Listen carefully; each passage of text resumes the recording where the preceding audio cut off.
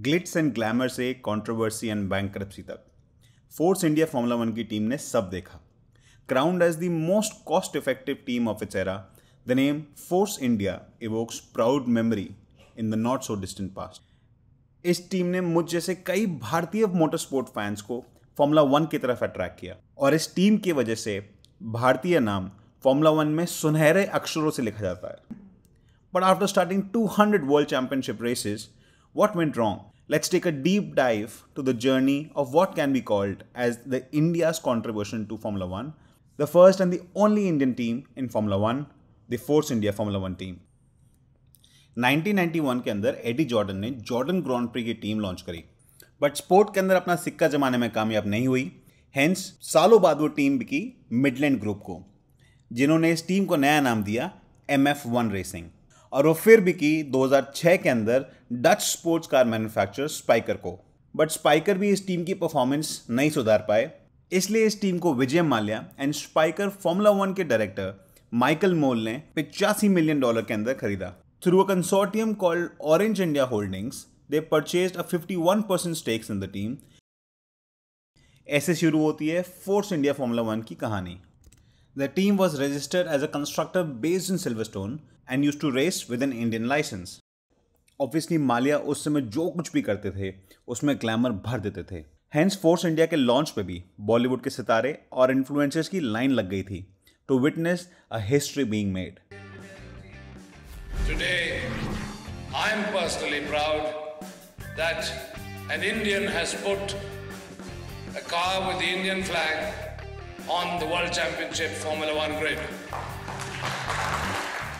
There was excitement in the entire country as it would be the first time ever a team bearing Indian flag would race in the Formula One World Championship. और हम Indians को जैसे यकीन सा था कि हमारी Force India Formula One team के अंदर हमारा दो Indian drivers Narain Karthikeyan and Karun Chandhok जरूर ड्राइव करेंगे, बट ऐसा नहीं हुआ। फोर्स इंडिया की पहली गाड़ी स्पाइकर की रीबिल्ड थी, इसलिए वो एक फरारी पावर्ड गाड़ी थी जिसका नाम था VJM01, जो विजय माल्या के नाम पे ही लेबल्ड था।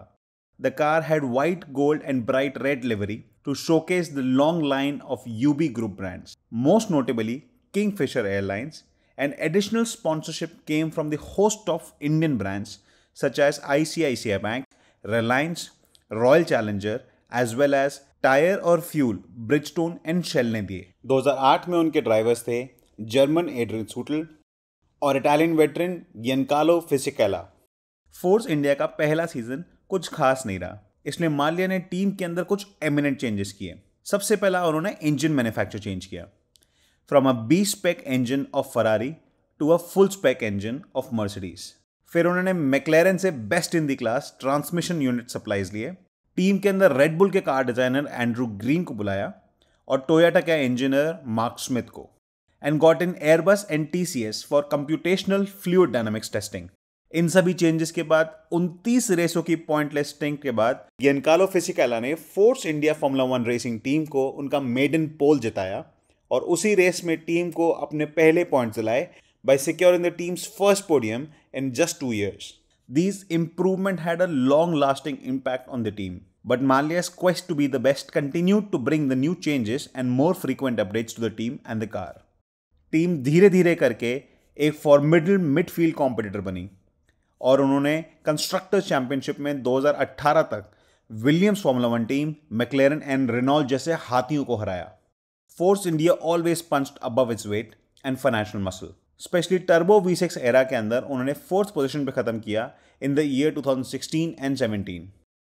फोर्स इंडिया का गाड़ी बनाने और टीम चलाने का तरीका काफी सिंपल था। सोच समझ के पैसा खर्च करो, सीजन के शुरुआत के अंदर सिंपल गाड़ी निकालो एंड सीजन के एंड तक ट्रैक्स एंड कंडीशन के हिसाब से छोटे छोटे अपडेट्स लाके अपनी गाड़ी अपग्रेड करो। इवन स्विस टीम सॉबर की टीम प्रिंसिपल फेडरिक वॉर्सर ने भी उनकी तारीफ करते हुए बोला, force India is a good model team for us. Come budget होने के बाद भी फोर्स इंडिया ने अपने 10.5 साल के लाइफ स्पैन के अंदर 203 रेसेस चालू करी, 7 ड्राइवर के साथ 987 पॉइंट्स कमाए, जिसमें 1 pole position, 5 fastest lap and 6 podium हासिल करे। Force India still holds the record of the most points scored without winning a world championship, beating the likes of Toyota, Haas, British American Racing, Arrows and many more. and their average spend per point was one of the lowest on the grid. Otmar Schroffner was one of the key part in this cost-efficient team. उनको बाद में team का principal and CEO भी बनाया. Otmar has been with Force India since 2010 as the Chief Operating Officer and played a pivotal role in the team's progress up the grid. 2009 में force India ने अपनी पहली फैक्ट्री डिजाइन चेसिस लॉन्च करी with the VJM02 car. इस साल team ने car को तिरंगे से रंग दिया और उसे saffron, white and green colours दिए. Fisichella left Force India in the middle of the season to join Ferrari and the karting specialist Italian driver Vitantonio Luisi replaced him. Team ने अपने शुरुआती 3 सालों के अंदर काफ़ी मेहनत करी बट उन्हें वो सक्सेस नहीं मिल रही थी जो वो डिजर्व कर रहे थे. Hence towards the end of 2011 Sahara India परिवार ने 42.5% stakes फोर्स इंडिया में खरीदा which equaled the percentage of Vijay Mallya's 42.5 and Mole's stake were reduced to 15%. And अगले साल के लिए टीम को रीब्रांड कर दिया गया naming Sahara force India formula 1 team with the two logos combining on the side of the car. फिर 2011 में टीम ने लुइसी की सीट पॉल डी रेस्ता को दी जिन्होंने टीम के लिए 3 साल ड्राइव करा. 2011 एड्रियन सूटल के साथ, फिर निको हल्कनबर्ग के साथ और फिर 2013 वापस एड्रियन सूटल के साथ. टीम ने एक जूनियर ड्राइवर्स प्रोग्राम भी चालू किया जिसके अंदर मुंबई के जेहान दारूवाला, रशिया के निकिता माज़ेपिन और कनेडियन ड्राइवर निकोलस लतीफ़ी भी थे.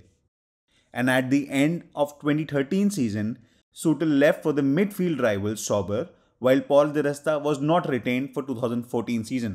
उनकी जगह टीम ने मैक्सिकन ड्राइवर सर्जियो पेरेस को साइन करा मैक्लेरन से और निको हल्कनबर्ग को वापस बुलाया.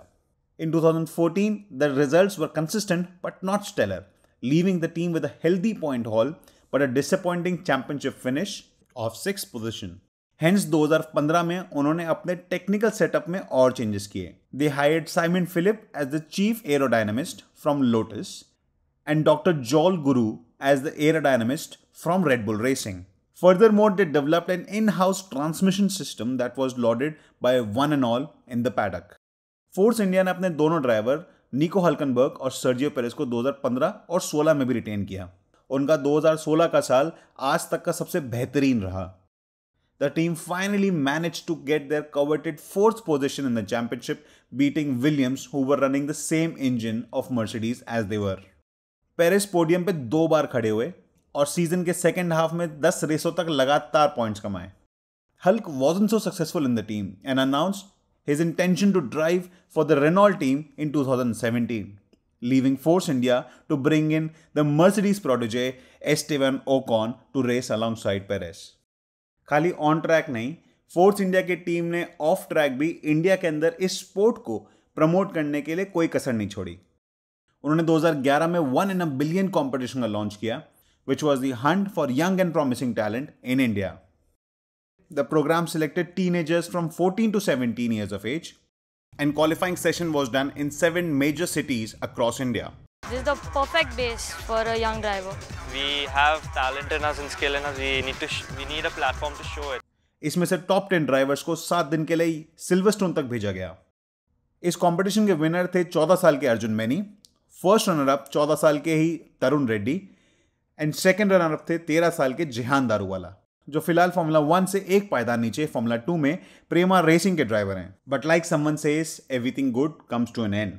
और इस अंत की शुरुआत 2012 में हुई जब माल्या की किंगफिशर एयरलाइंस अपने उधार का बोझ सहन नहीं कर पाई और कोलैप्स कर गई. विजय माल्या हमारी सैलरी दो, सैलरी दो, सैलरी दो. विजय माल्या सैलरी दो, सैलरी दो, सैलरी दो. उन्हें इंडियन बैंक्स को $1.1 बिलियन तक देने थे.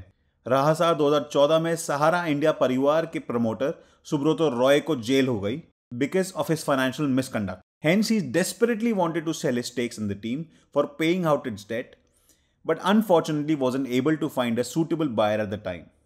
2018 में माल्या के सारे बैंक अकाउंट्स को हाई कोर्ट ने फ्रीज कर दिया था and he wasn't able to mobilize his resources, although he acted quickly and got BWT to loan out operational cost and got Mercedes to loan out engine supply cost.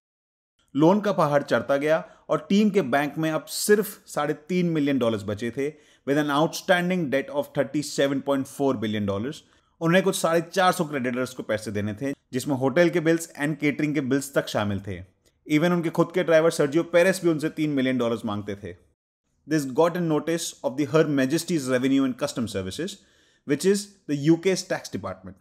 They accused that the organization wasn't fit to function and had issued a winding up notice on 5th of June 2018. The court was supposed to conduct a hearing notice on 25th of July.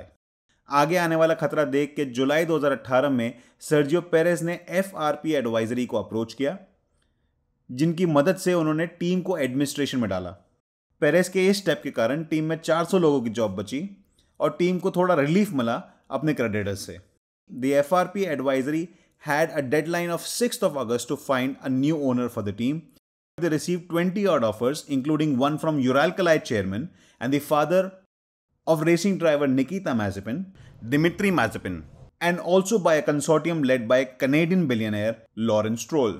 But finally, Stroll took over the assets, employees, and even debt of Sahara Force India Formula 1 team and renamed it to Racing Point UK for about $100 million. But क्योंकि stroll ने team के assets, employees और date खरीदा, ना कि पूरी team, hence उनको F1 की एंट्री नहीं मिली। इसलिए उन्हें फॉर्मूला 1 के अंदर एक नई टीम रजिस्टर करनी पड़ी, जिससे फोर्स इंडिया के 2018 के 59 पॉइंट्स रद्द हो गए और सहारा फोर्स इंडिया फॉर्मूला 1 टीम को उस साल से एक्सक्लूड कर दिया गया। और क्योंकि 2018 के चेसिस का नाम फोर्स इंडिया था, हेंस नई टीम का नाम खाली 2018 के लिए रेसिंग पॉइंट फोर्स इंडिया था, बट अगले ही साल उसको चेंज करके रेसिंग पॉइंट BW टीम कर दिया गया, जिसे अब हम एस्टन मार्टिन के नाम से जानते हैं। शायद फोर्स इंडिया की लेगेसी किसी और के लिए बहुत आम सी बात होगी, बट हम भारतीयों के लिए ये एक गर्व की बात है। जब टीम पहली बार तिरंगे में लिपटी हुई BIC में उतरी थी, तब मेरे आंखों में आंसू और दिल में जोश भर गया था। And it made us hope for the rich future of Formula 1 and motor sport in our country India. अब अंत में मुझे नहीं पता कितने साल और लगेंगे किसी इंडियन को एक फॉर्मूला 1 टीम लॉन्च करने में, बट इन 10.5 सालों में मैंने जब भी फॉर्मूला 1 की कोई भी रेस देखी, मुझे हमेशा एक इंडियन होने में गर्व महसूस हुआ। अब आप मुझे कमेंट सेक्शन में बताइए कि क्यों फोर्स इंडिया फॉर्मूला 1 के अंदर फेल हुई और आपके हिसाब से किस इंडियन को अगली फॉर्मूला 1 टीम लॉन्च करनी चाहिए। Until the next time guys, please take care of yourself.